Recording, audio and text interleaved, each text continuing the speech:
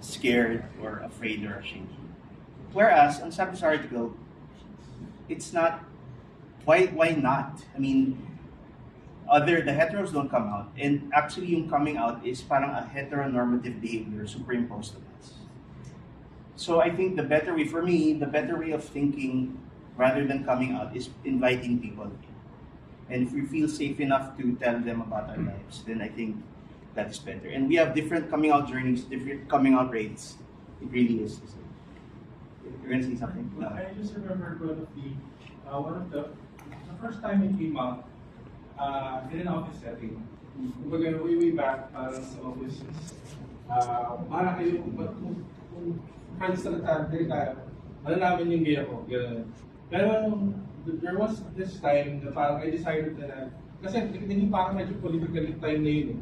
Parang may mga gustong nila, open ako sa kanila, pero hindi ko naman sa friends. So parang nasinirahan ko mga. So after that, yung sumunod to work, I decided na mag-out ako. So, training, yun ang ako sinabi. Sabi nga, I'm Raymond, and call me Nesty, and I'm gay. Tapos sila tumawa. Tapos after nun, walang naniwala. Tapos parang I was trying so hard that whole 3 months ng training na convince sila na bading ako. Baga we play in playlist sa Spotify na gay anthems. So, walang naniniwala. Hanggang ngayon, pininiwala.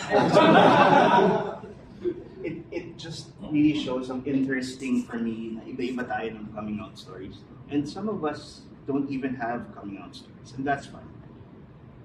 I feel that it's really fine. And nowadays, parang it's not, again, what Ak said, it's not our story to tell. If you're ready to tell your story, then at this point, I think it's nice to play